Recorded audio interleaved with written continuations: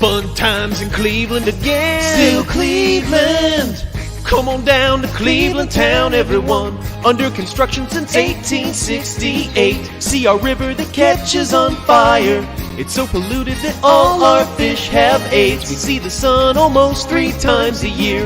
This guy has at least 2 DUIs. The flats look like a Scooby-Doo ghost town. Don't slow down in East Cleveland or you'll die. Our economy's based on LeBron James. Buy a house for the price of a VCR. Our main export is crippling depression. We're so retarded that we think this is art. It could be worse though, at least we're not Detroit. We're not Detroit. Welcome to the Friends of Fantasy Benefits Baseball Podcast. I'm Justin Mason, lead fantasy writer and analyst at friendsoffantasybenefits.com. Joining me on this episode is Jake Halusker, and that's why we played that amazing intro. All our fish have AIDS, baby. Jake, how you doing, my friend? I'm great. Every time I hear that, it pumps me up. I know it's incredibly stupid, but that's like the best thing about our town, pretty much. That's been happening in the last 10 years. It makes me laugh every time. You can't see me when the video is going, but I am just jamming out to it. It is. It makes me laugh just so hard. I remember when that thing came out, man. We just played it on loop. That one, the one before it, that's the sequel. That's the remix, and that one's better than the first one. Yeah. I definitely prefer the second one. You can go and check hastily made Cleveland tourism videos on YouTube. I think there's 3 of them. Yeah, he made another one when what was it? We were trying to get with the All-Star game. Yeah. Was the All-Star game? Yeah, it's they're great. They're fantastic. Highly recommend them. Jake, before we jump into all the fantasy baseball news we're going to be talking about today, remind everybody where you can be reached on social media and then kind of talk about what you do. Well, I haven't been doing a whole hell of a lot lately. You can find me at the Dust Mite on Twitter. I run Rotosaurus.com along with Dave McDonald. We haven't had the High Stakes Heat podcast in a while, but I think I'm back on the horse now, so we should be starting up real soon, hopefully this week. Had a couple illnesses, my son, Dave, and then I had the end of the school year, and it was kind of hectic, so I think we'll be getting back into it this week. But, yeah, I've been just hanging out on Twitter these days. All right. Definitely go follow Jake on Twitter. Follow his podcast. I love the High Stakes Heats. I miss it. I miss the podcast. So definitely, guys, got to bring that back because it's, you guys go deep, right? You guys, you're not like a 30-minute podcast. You're not an hour podcast. You were like a 2 to 5 hour podcast.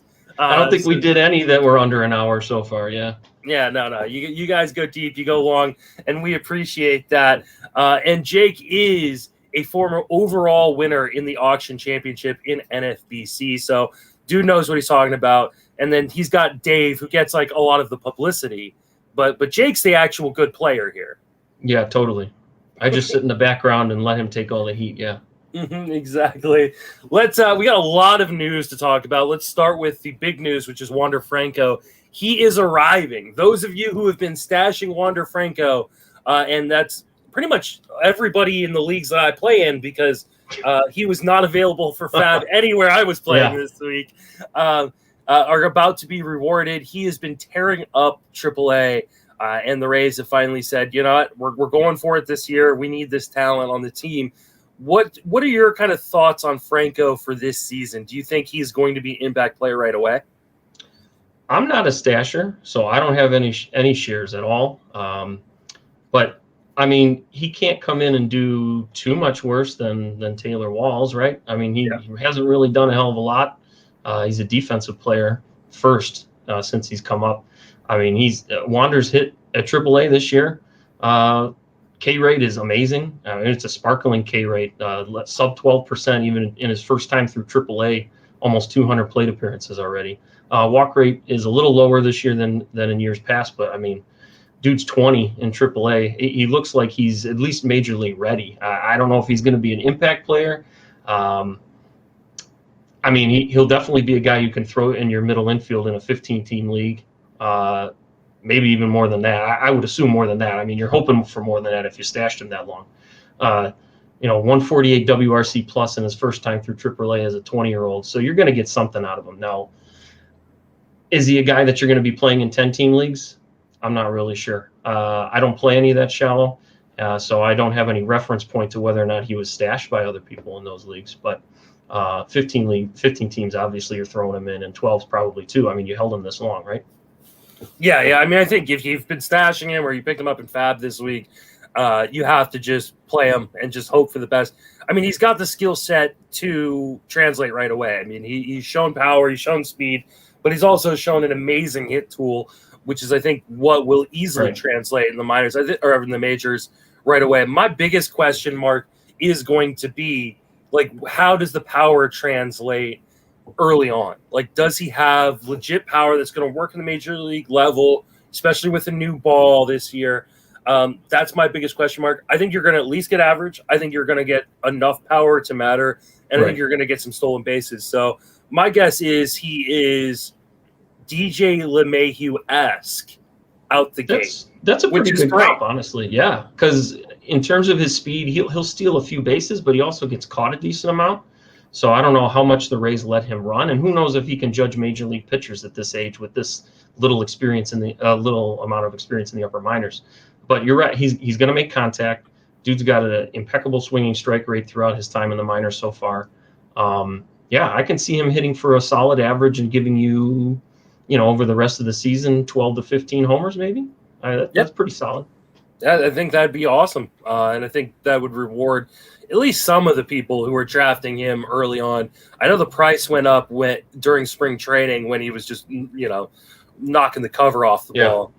But I got the only league I have him in is our league together in the Battle of the Podcast. Oh, you do? So I get to slide him up. It's not going to matter. I'm in 12th place in that league. I'm not going to win. So, but all I have to do is beat you guys because Dave and I have a bet. Oh, good. Take more of Dave's money, yeah.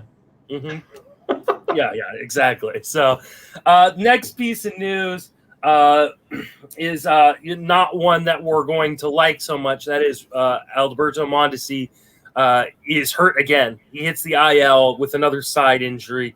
Is this just going to be a lost season for Mondesi? Do I have to comment on this one? I could get in trouble. No, please do. Okay. I mean, another oblique, and it's the other side as well. Did I read that correctly? I believe that's correct. Yeah, it is the other oblique. The first one took him about a month to come back from. I mean, this is going to be at least another month, if not more. Dude clearly has some upper body issues because he's always, shoulder problem from diving on it the wrong way. 2 oblique injuries in one season. I don't know if he's swinging out of his shoes because he came back and he was hitting dongs. Yeah. And now all of a sudden he's hurt again. It's a guy that we avoid pretty universally. I don't think Dave and I have ever drafted him before. Not that we don't believe in his ability to put up some counting stats for you, but it's just his ability to make contact and stay on the field. And I feel bad that he just came back and he was giving people what they drafted him for the most part, and now he's gone again. I don't want to say it's going to be a lost season because it's an oblique injury. It's a 4 to 6 week thing, and he'll be back, and he'll be back, and he'll be trying to get back on that field because that's the kind of guy he is. So he's gonna do exactly what he's done in the past, which is he is going to steal 35 bases from like August 15th through the end of the season, and everybody will be drafting him in the second round again. Yep. Dave has war stories from the first time he did that, man. Oh, Dave lost the league. Dave lost the league to Lindy Hinkleman because of that in 2018, I think, when the first year Mondesi was up. Mm-hmm. Well, and that's the thing. The first year Mondesi was up was the year I was in on him and dropped him. Oh, because he wasn't, he wasn't coming up. He wasn't, right. They sent him down for a while. Yeah. And then, the price has just been astronomical ever since. I've been somewhat in, but it's been very difficult for me to pull the trigger. You really need a strong base along with Mondesi. Yeah. And this is the problem. Like, if you were banking on 40 plus stolen bases for Mondesi, you're in a lot of trouble right now, right? Right. Yeah. If you drafted with Mondesi as your anchor for speed and you didn't back him up with very much, then you're up shit creek pretty much. And why would you? It would be a waste of draft assets. Yeah, for the most part. I probably would have if I had been stuck with Mondesi somehow, just because of how much I don't trust his health. But Mm-hmm. You know, I get it. He's a security blanket. When you draft him, you go, oh my God, this guy's going to steal 60, and I'm great, and I don't have to worry about speed until the 8th, 9th round. And this is why you can't sit on your laurels in the draft and just think you got a category wrapped up. This is case in point. Absolutely.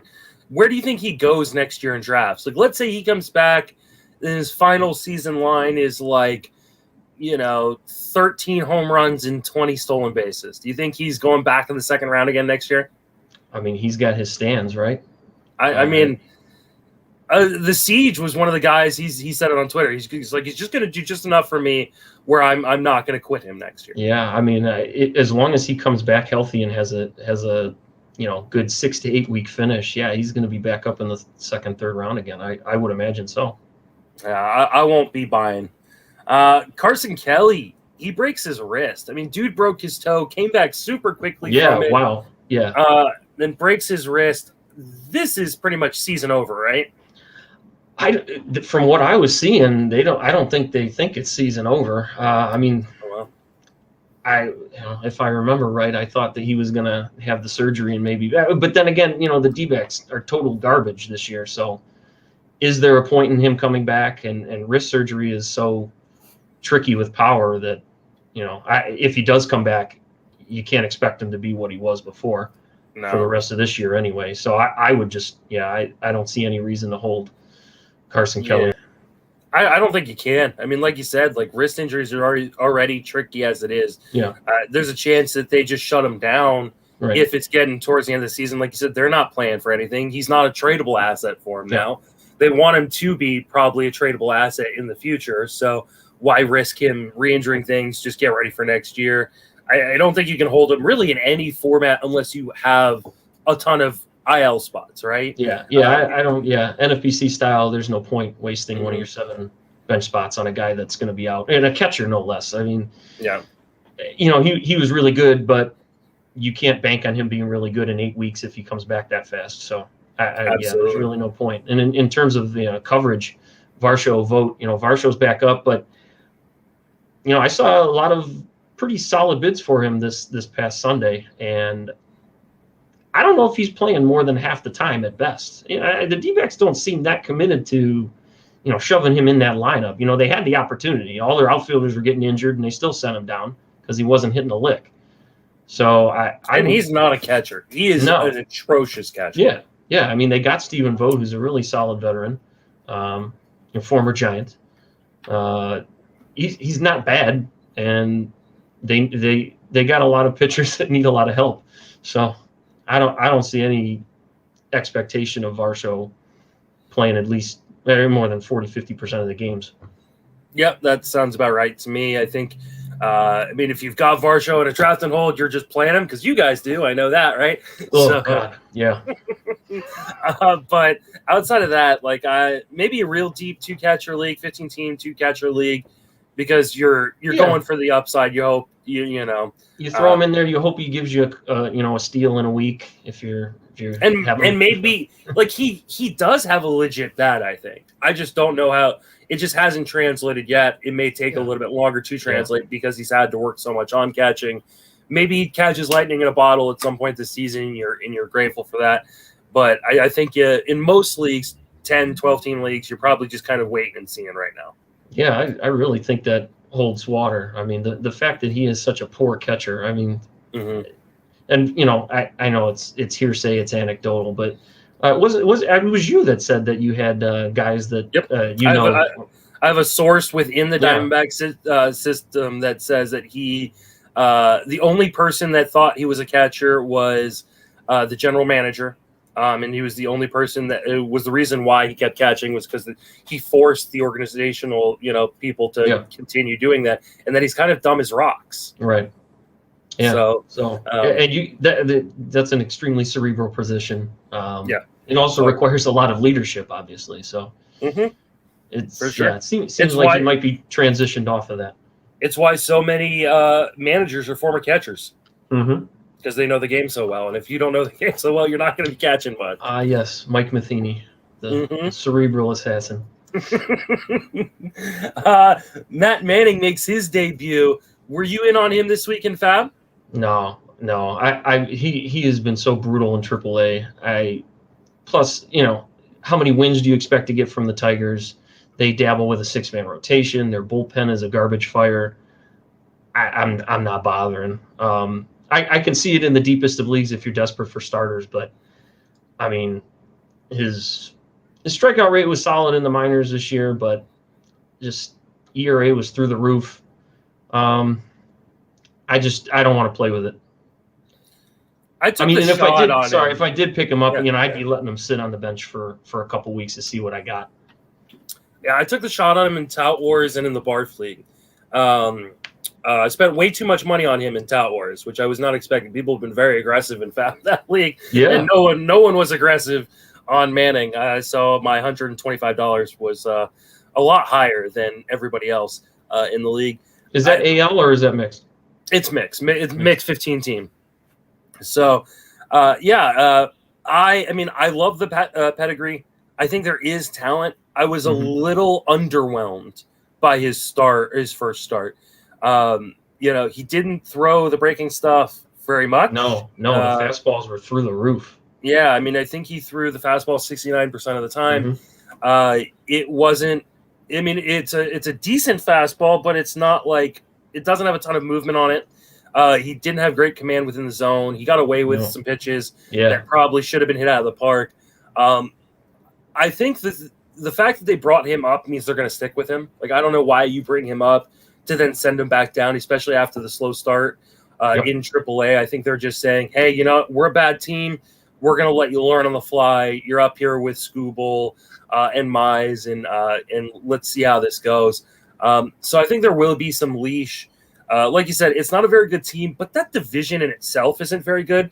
And somebody has to win games when the bad teams play each other, right? And Cleveland just got worse today. So this is true, though. News on Plesac's got to be a little bit encouraging, so that he's already throwing. So that's a good sign. Speaking of returning, or coming back, or whatever, Zach Gallen, he returned. Didn't look great in his first start, didn't go deep, but he's healthy, right?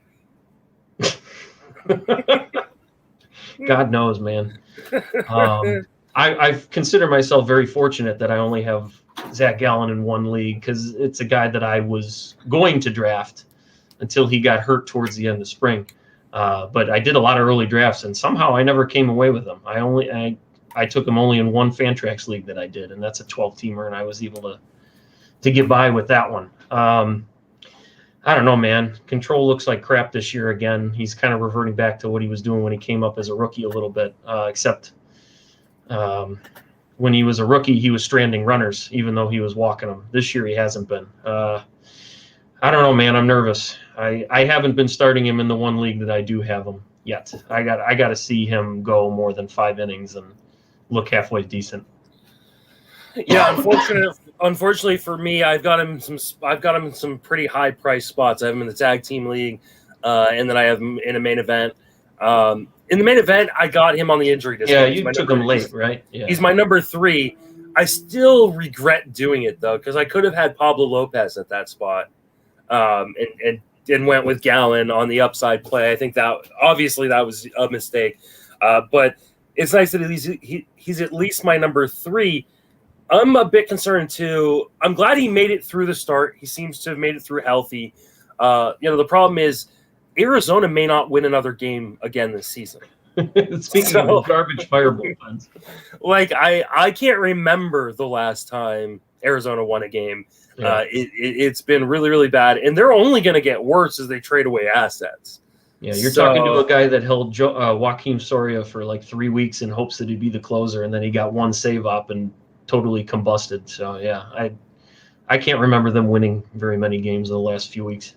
Yeah, it's been pretty ugly for Arizona. So I'm hoping. I think we're going to need to see how long he goes in the next outing. I am starting him in both my main event league and the tag team league this week, mostly because I don't have many other options. Tag team league, we've got Jack Flaherty. We went. Let's see, Soto, Flaherty, Gallen. So that has not gone well, but and we need the starting pitching because we're in 4th place in that league. So, hopefully he can come through for us. Let's move on and talk about Aaron Savali. He leaves tonight's start with a finger issue. It sounds like it's a blister, so hopefully he's avoided serious concern. But you're an Indians guy, right? So what have you seen in Savali this year? He's been pretty impressive. He has been. I think he's pitching still a little bit over his head. It's a guy that I really like him overall, but I'm still kind of hoping he takes another step forward. I think he's getting by with a little bit. I don't want to say smoke and mirrors because he's not like Jamie Moyer or anything like that, but he doesn't have the swing and miss stuff that you would want from a number 3, number 4 starter necessarily. I like the guy overall though. I like his makeup. He's another guy that he's gone on. I know he went on Triple Play podcast with the boys over there, and and listening to his interviews, he's a guy that gets it. He kind of had Bauer, showing him the ropes a little bit when he came up. As much as we like to talk about Bauer's personality, he definitely has helped a lot of the Cleveland pitchers as they were coming up. So he's a guy that's working on his craft, and I still like him to eventually take that step forward as he progresses. But hopefully the blister didn't rupture or anything like that, I'm assuming. So hopefully they got him out, and it's not going to be too long of an absence, because I do have him in my auction, my Vegas auction this year, and I kind of need him. Yeah, I'm hoping that the J-Hook said 10 wins for the Indians. That's impossible. It's actually pretty amazing he's gotten 10 wins already. So yeah, that is pretty impressive. I think he still kind of misses spots at times, especially in the zone. I think it's led to a little bit of the walk or a little bit of the home run rate. Walk rate's been great. He misses bats. I like Savali a lot. I do think he still has another step in him, like you said.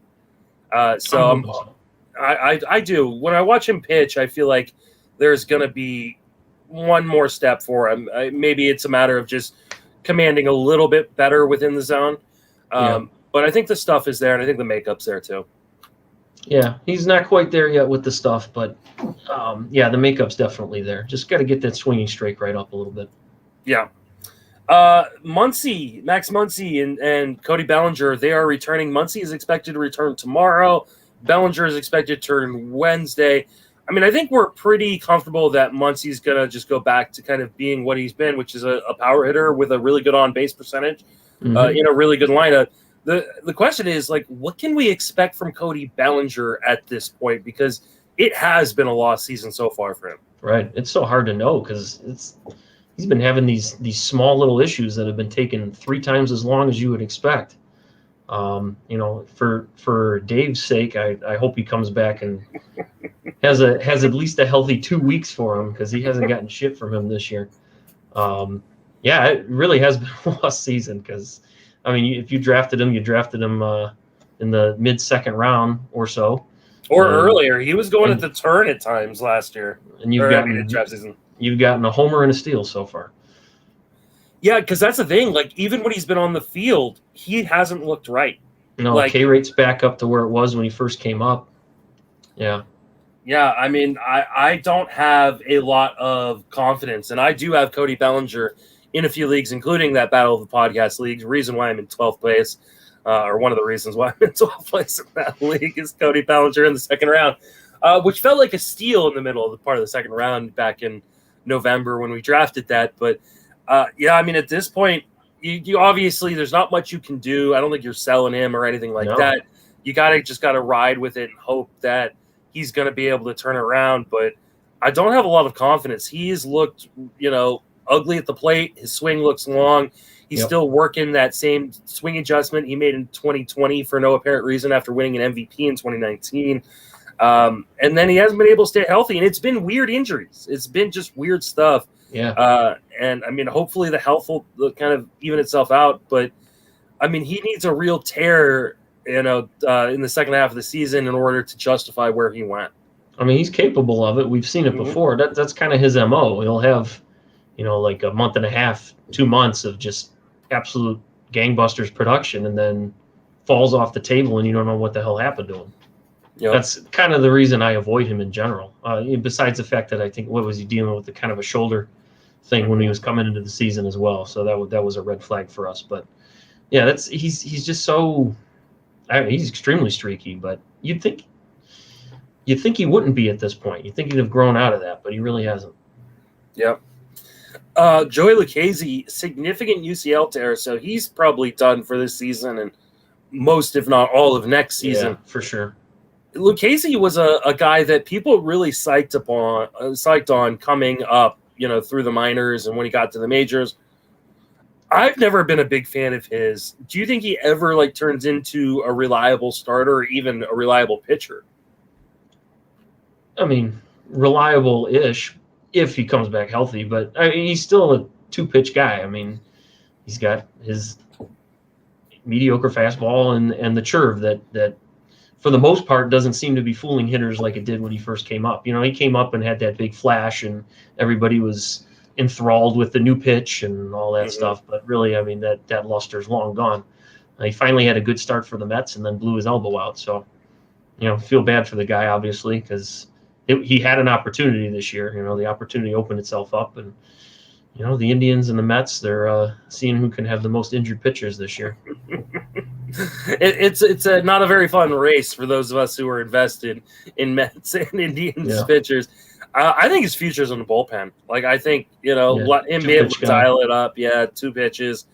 Really, really deceptive delivery, which is great because I think if he follows someone who maybe is kind of more of a standard over-the-top guy, he's going to really kind of throw people off if he only has to go through the lineup once or even twice late in the game.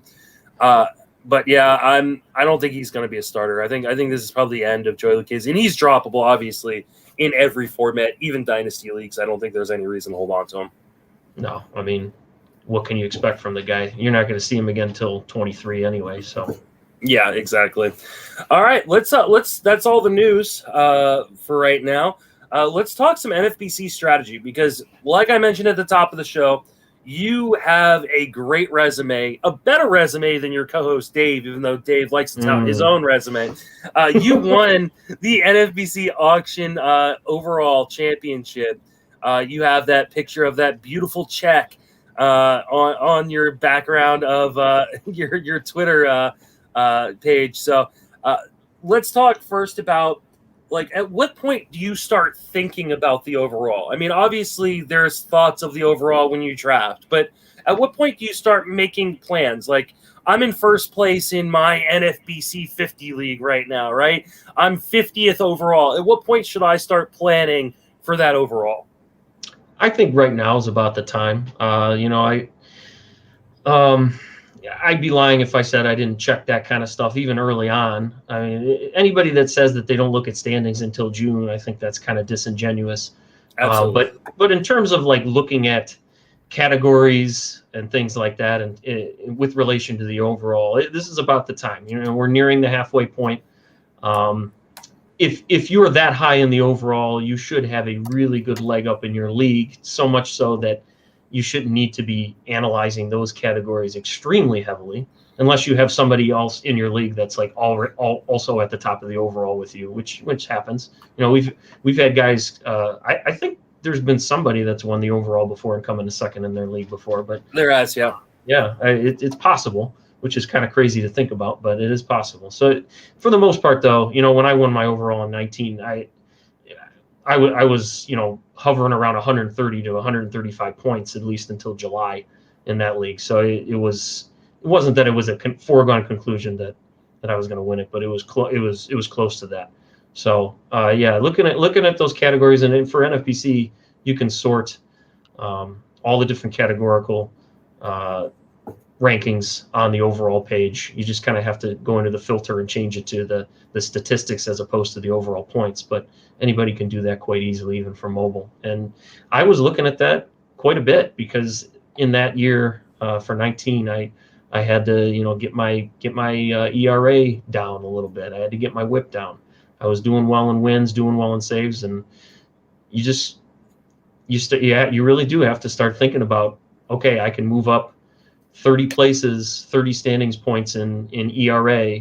So I don't need to be taking a ton of chances with streamers. I just need to make sure that I am getting the best matchups possible with my guys and maybe throwing in a good streamer here or there. But yeah, this is the time, especially if it's only one or two categories that you might be a little deficient in. Really start hammering it, because you can't make that ground up in September as well as you can now. Obviously, you got a lot more shot now. So at what point do you decide to punt it overall? So like if you are, you're, for instance, I'm in 5th place in my league, right? In my main event league. And I have a real shot. I've looked and I've gone, okay, I can, if I maybe punt a category here, stolen bases, like I can make up enough ground other places to finish second, third, second, something like that in my league. Yep. At what point do you go, what, screw the overall, I'm trying to make some money, and a little bit of money is better than no money. Yep, for sure. And I'm kind of going through that same thing with my main event right now. I've just been snake bitten with closers.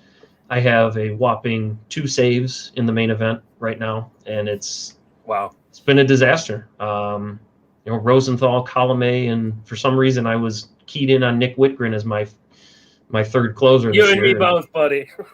It was disappointing.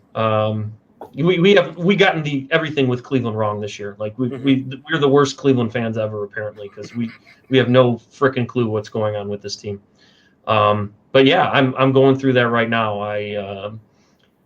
I kind of made a last ditch effort this week to try and get some saves, and if I can get 4 or 5 this week out of the 2 guys I picked up, then maybe I'll be able to hold off for a couple more weeks. But really, I don't think the team has a chance to win the overall. It's slightly above mid-pack in the overall right now, and it's almost the end of June, so it's pretty much dead in terms of that. So I'm if I don't get a few saves this week, I will be punting saves in that one, and it sucks, but I've been going between 3rd and 7th in that league for the last month and a half with 2 saves, and you can get 2nd, you can get 3rd by punting a category. I never will go into a draft thinking about punting a category, especially in an overall competition. Yeah. Even a standalone though, that's not the way I play things, because I don't play a lot of head-to-head stuff, categorical, head-to-head points or anything like that. So I don't have that mindset. But you do have to think about it at this point, because you kind of know. I mean, if you're in like 300 overall like I am, which is top, I think there's like 640 teams this year, something like that in the main event. It's barely above mid-pack. It's not worth it. Try to make that $3,400 by getting 2nd, as opposed to throwing those piece of garbage relievers in there hoping for a save and then have them tank your ratios, and then you have no chance of getting 3rd. So yeah, you're right. You gotta make something. When you're putting in $1,700, sometimes you have to admit to yourself it's just not going to happen, and that's fine. Yeah. There's no shame in coming in 2nd in a league and doubling your money. Yeah, exactly. Or at least coming in 3rd and getting your money back. Yeah. Gives you a free ride for next year. And like I said, I'm in that situation in one of my main event leagues. And I took a real hard look at it this weekend, sat down, did the math on it, and went. And I mean, it doesn't help that I've got Phil Dussault, who's got like a top 10 team in the overall in my league, and then another guy who's like in the top 50 of the overall. And I looked at my team, I'm 217th in the overall, and I'm like, and I'm dead last in my league in stolen bases. And I went, my only real stolen base asset, like that is, primarily is job is to steal bases for my team, is Miles Straw. He hasn't been stealing like an absurd amount of stolen bases, so I dropped him this week, and I went and picked up someone who's going to help me in different categories. I'm saying screw stolen bases, and I'm going to go after home runs and runs and RBIs and batting average to try to make up there and hope that I can weasel my way up into 2nd or 3rd place and get my money or double it. Right, and that's such a hard category to make up too, just because the guys you're going to stream for steals, they're deficient in a number of other areas for the most part. The guys, at least, that you're getting at this point in the season. You might you can't even get a guy like Wander Franco because he was already owned. Yeah. You're not going to get a lot of speed at this point in the year and have him not be a drag in your average or power, RBI. Generally, those guys, if they're coming up and they're Judies, they're going to be hitting 8th or 9th. They're not going to be scoring a ton of runs for you there. So yeah, I agree with that. It saves and steals. Those are the two that you really can pull the plug on at this point in the year if you're that deficient in them, because you don't want to bring everything else down by playing the guys you're going to need to play to hopefully make some of those up. And I think that is the real point. And that's kind of a little bit of the difference between, when you're chasing an overall chair or just chasing a league title, is you can make that kind of decision to punt, right? You said you don't like to punt coming into a draft. I'll do it in a standalone. I don't mind if that's the strategy, but you can't do it in overall. I've seen people punt and do well enough in overalls, but your team has to be just absolutely lights out everywhere else. Right. I had a team in 19 in my main that just totally, he had like the best offense I've ever seen. I mean, just totally dominated the offensive categories, but he was deficient in saves, couldn't get over that top 20 spot in the overall. You just can't. Like, there's no way you're going to be able to do it.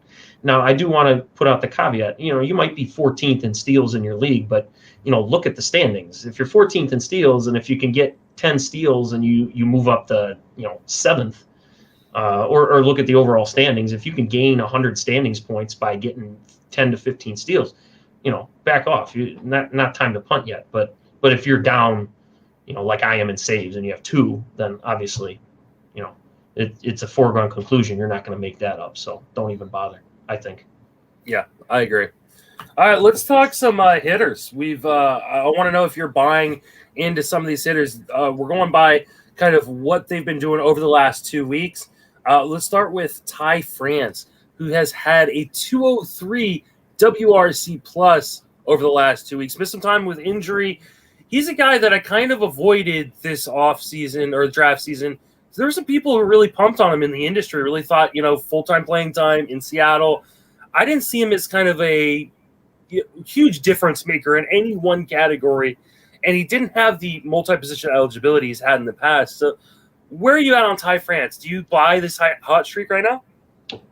I like Ty France. I don't love Ty France. I know it's very non-committal. He's the only place I have Ty France this year is in the Battle of the Pods League, and Dave's a little higher on him than I am. Dave was kind of the one of our group that brought up Ty France when he was, dominating the minors a little while ago with 2019, and he doesn't hit it as hard as you would think, based on his history. He's got a sub 40% hard hit rate this year. Last year it was even worse than that. He does have corner eligibility now, so he is middle and he's second and first. But yeah, I mean, I like the guy fine if you need a middle infielder or a corner infielder in a pinch. The flexibility helps, and he has been hot. But didn't he get hit on the wrist at the end of the game on Sunday? I believe. I don't know if the MRI results came in for that. I think he's okay. Okay, yeah, I don't know. Seattle likes him. They play him pretty much every day. If you need a guy that's going to get you at bats and give you a decent amount of counting stats, there's nothing wrong with Ty France. For the most part, I think you can do better. If I'm playing a middle infielder, I want to get some speed out of the middle infielder, unless it's like Ryan McMahon on a hot streak or something like that. I mean, just go over to Fangraphs and look at the projection systems, what they have for him rest of the season. Talking about a guy who might hit another 10 home runs, hit 270. I think he might hit a little bit better than that in terms of batting average. Like, I think he could legit hit 280, 290. Got a 92% zone contact percentage, makes good contact.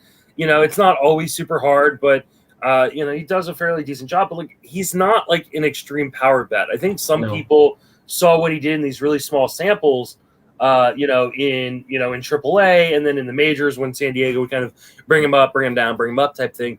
They were like, oh, this guy's like a legit power hitter. I don't think he is. I think a full season worth of Ty France is maybe like 22 home runs, which is fine. No, that's fair. It's Jonathan Scope-ish, right? It's a middle infielder at best. It's not a guy that you're wanting starting at second base for you. It's a guy you take as a middle, or if he's got the middle corner, he's a nice backup at both of those. Mm-hmm. Yeah, exactly. What about Adam Duvall? Hit 2 home runs the other night. He's going to find himself on another team here pretty soon, because the Marlins are going to trade him, I would assume. And so wherever he goes is likely going to be a better hitter's park than Marlins Park. Are you buying in on Adam Duvall and his hot streak? I mean, we kind of know what Adam Duvall is, right? I mean, he has these streaks, and he's unbelievable, and then he kind of goes back to being a platoon bat. I mean, even this year he's hitting 161 versus lefties this year. So whoever acquires him is probably not going to be starting him every day. You know, he has playing time right now. You know, Dickerson's out for a while. So I would envision him continuing to play. So if you need power, you throw him in. I mean, I threw him in a Fantrax league. He was available on the 12 last week, and I lucked out with that week. So I'll ride it while I can. But yeah, you know, you're not going to, even in a year where average is down across the board, he's going to take it down even further. So unless you are finding him in the middle of one of these hot streaks and you can get a week or two out of that, I don't expect him to be in my lineup come the end of July. Yeah, there's no worse feeling than what I went through this last week with Adam Duvall, because I had him in an online championship league, and he was sitting on my bench when he hit those 2 home runs and stole that base in that one game. So there's nothing more brutal than that. I mean, like you said, this is kind of who Adam Duvall is, right? He's going to go through these ups and downs. The ups are great. We love it. And then the downs are really, really brutal and hurt us tremendously when he's not hitting bombs. He's got 16 home runs so far, 5 stolen bases. That's amazing. But even with this hot streak, he's hitting 216 on the year. Like you mentioned, the league-wide average is down to 235 this year, and he's 20 points below that. So, and his BABIP is, right where it was last year. He's not going to be a high BABIP guy for the most part. I mean, he's a fly ball guy. He's, oh my gosh, look at these fly ball rates: 47, 8, 65, 54, 55% the last 4 years. I mean, you're never going to have an extended period of a 300 BABIP from him. So that average is always going to be way down. And you also risk when he gets traded not being a full-time player. Right. This is the type of player people bring in, or good teams bring in, as a platoon bat or a bench bat. Exactly. You're not bringing in Adam Duvall to play every day, more than likely, if you're a successful team, unless you're just decimated in the outfield. Yeah, he's been brutal against lefties. It's terrible. So, all right. What about Brian Reynolds? Reynolds has been really, really good this season. One of the lone bright spots for Pittsburgh, along with Adam Frazier. He's another guy that could get traded and actually bring in a decent haul for the Pirates. I think I'd love to see him traded, get out of PNC Park, and get around a more talented team. Are you buying in on Brian Reynolds? Oh yeah, love Brian Reynolds. I'm not so certain he gets traded. I don't know. He's still kind of young. Granted, the Pirates might not be contending for another 4 years, so who knows? But yeah, I last year was such an anomaly for him. I mean, he's been an amazing BABIP guy throughout his whole career in the minors and his first year in the majors as well. I mean, they're all 360 plus BABIPs, except for last year where he had a 231, which made no sense at all. And his fly ball rate was 35%, and he had a 231 BABIP. I mean, it was incredible. So yeah, we were drafting a lot of Brian Reynolds this year. You were getting him in the 18th, 19th, 20th round in a 15-team league, which is like highway robbery, at least the way we saw it. And so far it's worked out. I mean, he's upping the power output. He's got 12 homers already. He's never going to steal a ton of bases. It's surprising because he looks like he can, but he just doesn't. So I don't know if that's ever going to come. But yeah, he's showing that he's a top of the order hitter. I think the Pirates would be wise to hold on to him for a little bit, unless they can get a ransom for him. But I just don't see it happening because he's not a guy that just pops off the page at you. But he's a really solid major leaguer, and outfield has been surprisingly shallow this year. We got a lot of injuries, but the late outfielders, there hasn't been as many of them that have worked out as we thought coming into the year. So Reynolds, if you got Reynolds, you're very happy, and I kind of hope the Pirates keep him because even though we don't like the Steelers here in Cleveland, I kind of do root for the Pirates a little bit. You have to. I mean, a bad team like that that's been so bad for so long, you got to kind of root for them a little bit, considering what their fan base has had to put up with. Like you said, most of them are Steelers fans, so I don't feel extremely bad for them. and Yeah. Penguins too. Penguins have been good. I think Reynolds could be a guy if they trade. One, they'll get more assets back to him because he's team controlled, I think, until through 2025. Yeah. But next year is his first year of arbitration, and if we know anything about the Pirates, is they're cheap as fuck. Like they are not going to want to pay this guy. He probably won't get a ton. Maybe. Yeah, he's not going to hit 35 homers this year, so he might. The cost might be down, but yeah, I hear what you're saying there. So, I mean, I wouldn't be surprised. I'd love to see them because, like you said, I think he could steal bases. Like his sprint speed is in the 84th percentile. Yeah. This is just a team that doesn't move on the base paths. The Pirates have stolen the fifth fewest amount of bases this season, 22.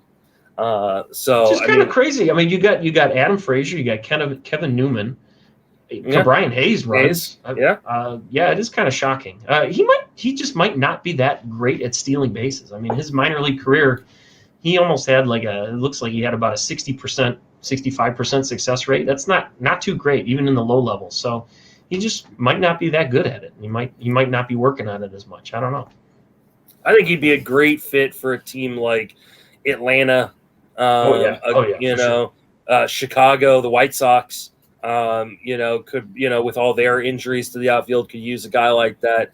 I hope teams call and see if he's available because I'd love to see him get out of Pittsburgh. Atlanta has a lot of crappy pitching prospects that the Pirates would probably love to get. Absolutely good. Tukey Toussaint, Bryce Wilson, over there. Kyle Mueller, I mean they could send a bunch of them over there. I'm kicking myself a little bit on Brian Reynolds. I was a big Brian Reynolds guy coming into 2019, and had a lot of shares of him, profited off of it. You saw him with the Giants. You knew what he was. Yep, exactly. Yeah. Got burnt last year by him, and then this year I kind of stayed away because I got burnt last year. But I didn't do that with other guys. Like it just was a poor decision. I identified a number of guys that burned me last year that I thought would be good this year in a full season, and Reynolds for some reason didn't make that list, unfortunately. I mean, last year was just so bad. I can see how it's hard to get over the stigma of that. I mean, when you especially when you're on a bad team, when you're a supposed average guy and you put out a 189 average over 200 plate appearances, I can see why doubt was there. I was willing to take that. Especially when you don't have a carrying tool like power or speed, right? He's not a guy who's going to hit 30 home runs. He's not a guy who's going to steal double-digit bases. So, when you're average only, you really need that average to come through. Otherwise, you're just nothing. For real. But the price was so palatable that I was willing to go back to it.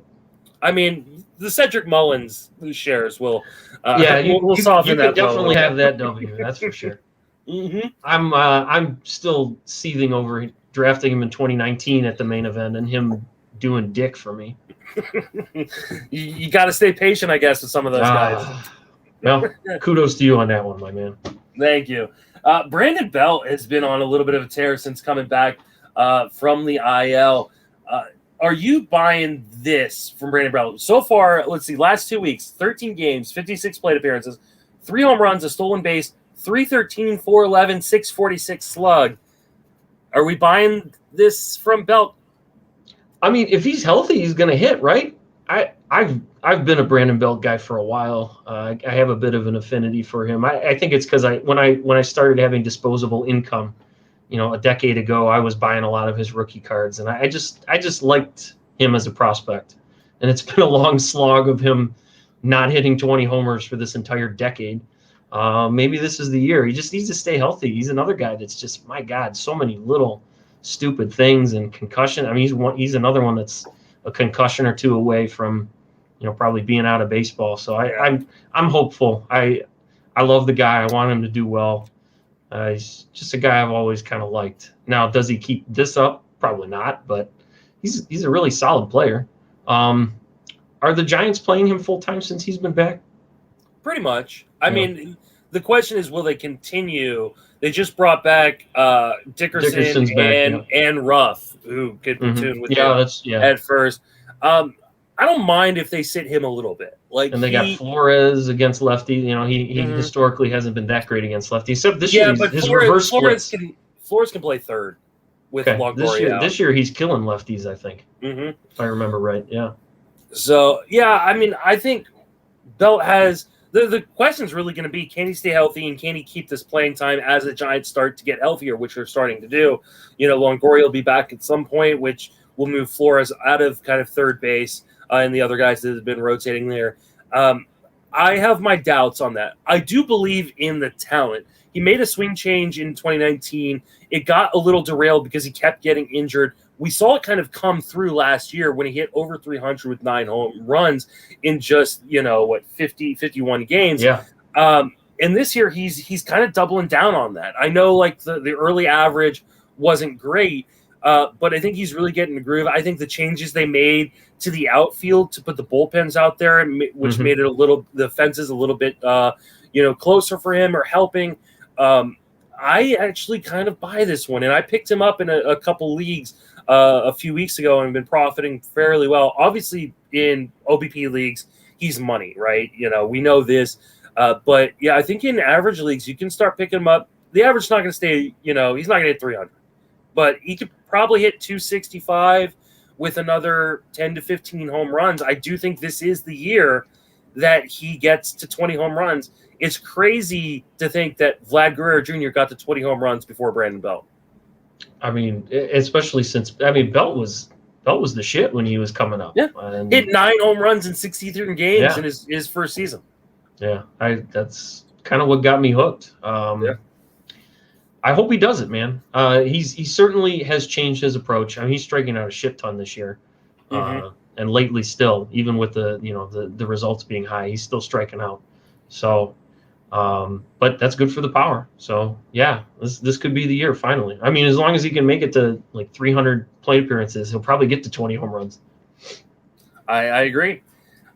Let's move right along and talk about his teammate Steven Duggar, who has been just on an absolute tear. Are you buying this? I picked him up in was it my main? No, it was TGFBI actually. So I might not buy it long term. I mean, is a 463 BABIP sustainable? I doubt it's sustainable. So, as a Giants fan, I'd like to think it is. He's got a 316 average with a 463 BABIP, so we can kind of do the math there a little bit. But yeah, ride it while you can. I mean, he's hitting them out of the park right now. I picked it up to ride it because I was short an outfielder or two in TGFBI. Hard hit rate is still not, it's not nothing to write home about. So I don't think the power surge is going to continue or anything like that. But I don't know. Average contact rates, just milk what you can out of it right now. Giants sent Wade down, kind of inexplicably, probably because Duggar's been so good. But Dickerson is 2 breaths away from another injury, so he could have sustained playing time for a little while. Yeah, I mean, I don't think there's any reason if fantasy players shouldn't be riding the hot streak, then the Giants won't ride the hot streak. It's going to come crashing down. He did make a swing change, and this is something that Mike Curlin, kind of mentioned that he made a swing change in a couple years ago, and that it's really taken effect. So I do tend to buy that he can keep some level of production up at the major league level. The question is, does it come crashing down to like a 230 batting average, or does it come crashing down to like a 260? Because I can take a 260 with what he does in terms of power and speed. A 230, the Giants won't take, which means your fantasy team won't take because he won't be playing. Right. But yeah, the stance change that you were referring to that Curlin put out on Twitter, it definitely, I mean, he was almost at a full upright position when he was batting prior. I mean, you can't generate any power hitting like that, at least unless you're really quick at crouching and you got a good first step and good rotation. So his stance change is definitely conducive to him hitting for more power. His line drive rate is almost 30% so far this year, which is kind of fluky. That's contributing to that, 463 BABIP right now. So he's just seeing the ball really well right now. So ride it as long as the Giants are playing him. Absolutely. Another guy I want to know if you want to ride out as long as he's playing is John Birdie, who's crushing the ball right now, not stealing bases. He's not running, which is what I drafted him for. But are you buying in on John Birdie right now? I'm not buying in on the. I don't know. The 222 average isn't very helpful. He's run only 8 times this year, and he's been caught half the time. What is going on there? I really don't know. And it's not like the Marlins are throwing up the red light this year. So you got Jazz running all over the place. Starling is running a ton. I mean, Starling's like 34, and he's running more than Bertie is. Although Bertie, he's old too, isn't he? Like 31. Yeah, he's 31. Yeah, not old. He's not young at all. I mean, I've never been really a Bertie guy. I only had him in a pinch last year once when I absolutely needed the speed. And if he's not giving you the speed, he's not a guy that's really contributing too much elsewhere for you. So it's not a guy I'm holding out hope for. Yeah, I mean, I think I'm riding this streak a little bit right now, but I need to see him start stealing some bases because that's what I got him for. I've got him in a bunch of like draft champions, NFBC 50 draft and old type things. And I picked him up in a couple deeper format leagues, I think last week, just because the multi-position eligibility is so nice to kind of fill in. Yeah, he is everywhere, yeah. So that being said, as their guys get healthy, and he could be another guy that gets moved as well, right, and sure. Wherever he gets moved is not going to give him the kind of playing time he's been getting in Miami. He's going to be like a Gerard Dyson kind of guy, yeah. Absolutely, which has value, but it's so hard to figure out when it's going to have value. Like, we talk about these guys like Gerard Dyson and Rajay Davis having, these guys, at the end of the year, you looked at their numbers and you were like, 25 stolen bases. That's awesome, right? But you didn't know when those were coming. Like, they come in bunches, and you were probably sitting them for half of them. And, also, I think we tend to forget that those guys were talked a lot about in mono leagues where you were starting them day in, day out, and not in mixed leagues. Yeah. So I like Birdie. I'm going to kind of ride it out for right now while he's hitting well and playing, fairly regularly. As soon as he stops, and slows down and loses playing time, he's probably going to be jettisoned off by rosters because the long-term prospects, especially if he does get moved at the deadline, probably not good. Yeah, I really do think I agree with you on the trade candidate thing. I mean, he's showing out for them. He's been starting every day pretty much for the last 4 weeks. I mean, they're playing him. They sent Isan Diaz down, who sucks anyway, but they sent him down. So Bertie's playing until they jettison him. He's hitting for average, but no steals since May 26th. Yeah, How? brutal. Fucking brutal. That's crazy to me. Like, that doesn't even make sense. Like, that's the dude's one job is to run. Mm-hmm. Yeah. And he's playing every day. How is he not running? I have no idea. I don't get it. Because it's not like he's hitting for a ton of power either. He's got 3 home runs. Yeah. So yeah. Well, if he's hitting for average, take it while you can get it. Right. And hopefully stolen bases come at some point.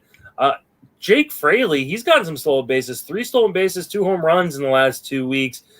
Playing somewhat regularly for the Mariners. Is he this year's Dylan Moore while Dylan Moore continues to struggle?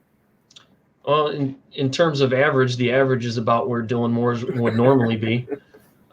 He's a guy. I mean, he's a nice little player, but he's another one that's not super highly skilled with the bat. He just kind of makes things happen when he makes contact and gets on base. I mean, he's running. I'll give him that. This is another one that I just don't see continuing, and he's already showing a little bit of signs of slowing down these last few games. People spent a little bit for him, and he did not have the best week last week. So I think the wheels might be coming off. But, that team is so bad and so unhealthy that he probably will still get a decent amount of playing time as long as he's not hurt. And they could end up moving a couple guys. I mean, Haniger could be traded. Kyle Seager very well could be traded. So Kyle Seager will not be traded. Kyle makes Seager too much money. He has a clause in his contract that if he is traded, it automatically exercises his $23 million team option for next year. Never mind. So unless he waives it, if he waives it to go somewhere, then maybe. But unless he waives it, he's not going anywhere. This is why he hasn't been traded, in spite of the fact that I think the team would love to move him. I did not know that. That makes total sense. Yeah, so I don't think he's going anywhere. Yeah, I mean, Fraley is. I just don't think he's a very good baseball player. Like I think he's fine as like he's hot right now. You can stream him in some leagues, but like he's also one of those guys that's gonna go cold in an absolute instant. We're talking about a guy with like a 75% zone contact percentage, which is like right about league average, and he's hitting out of his mind right now. So like that's going to come down because he's not a very good player. 75% zone is way below league. Oh, sorry, yeah, 75% zone is way. I was looking at 75 is. I mean, he strikes out a lot. He's been walking like crazy this year, but I mean that's why he's stealing so much, because he's been getting on base from walking so much. But yeah, he's a guy that is a fourth outfielder at best long term on a major league team. But if the Mariners kind of have to play him right now a decent amount because they've just been so hamstrung with guys getting hurt. Yeah, I mean they don't really have a ton of options. Especially now that they sent down Kalenic, got sent back down. Kyle Lewis is out for God knows how long. He's done for a while, yeah, with a meniscus tear. So, I think they're gonna give him some run, but guys like this are really hard to roster because when you get, especially in weekly leagues, if you get stuck with him in your lineup for a week and he goes 0 for 23, you're in a lot of pain from that week. You love him when he steals 3 bases in a week, and hits a home run, but he can go cold in an instant, and I tend not to like to roster these guys for very long. Yeah, no, I agree. Let's finish out with Kyle Schwarber. You're getting rewarded for holding him, that's for sure. Yeah, some J-Hook, Paul Sporer has a similar contract in his closet Fangraphs. I love that. That's pretty funny. That's why we can't trade Paul. We have to just let the contract run out. He's getting a little old, though. I don't know what kind of return he would fetch. Yeah, but everybody can use a lanky podcast. I couldn't even get that one out. Oh, my God. Kyle Schwarber has 9 home runs, and he's hitting .318 over the last 2 weeks. 5 of those home runs came in the last 2 days. Yeah. He's just been absolutely insane since they moved him to the leadoff spot. I think that the team actually tweeted out that since he got moved to the leadoff spot, he's had 10 home runs, hitting over 300. Obviously, this isn't going to keep up, but like, how good can Kyle Schwarber be rest of the way? Like a better Adam Duvall. I mean, that's kind of what he is, right? Yeah. He's another one that's prone to massive hot streaks. And last year, his slump was just so pronounced and the season was so short that he didn't have any time to break out of it. So he was a guy that we I wouldn't say we targeted him, but he's a guy that we believed in bouncing back. I mean, we didn't see him hitting, what was it, 180 again? I mean, 188 he hit last year. So we didn't see that repeating. 241, which is what he's doing right now for you. You'll take that. Especially if it's going to come with 40 home runs. I mean, if he's hitting a dong every other day, you'll definitely take that. He's on my best draft champions team. I definitely enjoyed last weekend. But yeah, it was hard to get here, but these last few weeks have been very promising. So he's a good player when he's on. He's another guy like that. So do I think he's going to do this all year? No. You're going to have another cold streak where you're going to be either having to sit him or think hard about, making a move, because that'll probably come in, late July, August, and things will be getting tight. So, but as long as he's doing this, you'll be very happy to ride him. Yeah, I completely agree. He still sucks against left-handed pitching. Like he's never been able to figure it out, but the Nationals just don't care apparently. No. And he's not a good defender, but the Nationals just don't care. Which is funny because they've been benching Josh Bell, against lefties and putting Zimmerman in. I mean, they're loving playing Zimmerman against lefties. Well, because Zimmerman's been hitting lefties really well. Mm-hmm. So I mean, they don't have a lefty masher on the bench to play out in the outfield. Yeah, Stevenson's been hurt, right? They don't. Yeah, they're a little thin. They definitely are thin. So, but I mean, yeah, you ride it out. He's gonna hit, like, if he hits 250 rest of the way, yeah. You're gonna be pleased because you're ecstatic with that. Yeah, it's gonna come with another 20 home runs. Right. If he's hitting, because he's another guy that just hits a good amount of fly balls. He's a low BABIP guy, so if he is hitting 250, that means those fly balls are doing something for you. So yeah, for sure. Yeah, I mean, he's a StatCast hero type guy. You love to look at the StatCast page because it's blood red all the time, and I do think he was one of those guys, that really, I think he just never was able to get going in a 60-game season. And I think he was one of those easier guys to identify that, like, hey, this guy's going to bounce back. Right. And his draft price, it was lower, but it was not like Brian Reynolds lower. So yeah, people were aware that last season was not going to repeat itself. And it went up as draft season went on. Like I did not get him in any of my mains or anything like that. I got him in a lot of draft and holds and things like that. Draft and holds is early in the season, or early in the draft season when it was still pretty low. Yep. Well, Jake, that's going to wrap us up for this episode. Thank you so much for joining me. It's a fun time, man. It's good to talk to you. I appreciate you having me on. Of course. Remind everybody where you can be reached and plug everything you haven't been doing. Exactly. You can find me at the Dust Mite on Twitter. That's pretty much what I've been doing. And even that, I don't do a ton of it anymore. So school, for me, man, I am not really good at managing multiple things like you are. So when school gets hot and heavy or something happens in my personal life, I kind of shut down and I can't sit on the computer and be on Twitter and write and things like that. So I'm bad at that. I'm hoping to get better as my kids get older. I moved last year. I started a new position in a new school, so it was a pretty hectic year starting the pod. So we're going to get back into it now. Now that I'm off for the summer, but you can find Dave and I on the High Stakes Heat Pod very shortly on all platforms. And we run Rotosaurus.com, which has been around for almost a decade now, but it hasn't been a full-time thing for either of us, so it hasn't gotten the acclaim that other sites that are that old have gotten. But we're still trucking, and we'll try to throw some things on there when we can. But the pod and Twitter are the place to find us. Definitely go subscribe, give them 5 stars on the iTunes for their podcast. Love it. It's a regular on my rotation when you guys are recording. My recommendation and my piece of advice for you is if your family hates you, you'll have more time to record. You're good. Yeah, you figured that out a while ago. Yeah. That's impressive. If you just piss your wife off, eventually she'll be like, she'll send you to the garage. Leave me alone. I don't want to talk to you. Go write something. And you get that a lot. Yeah, I can produce content. You're smart. You figured this out. I'm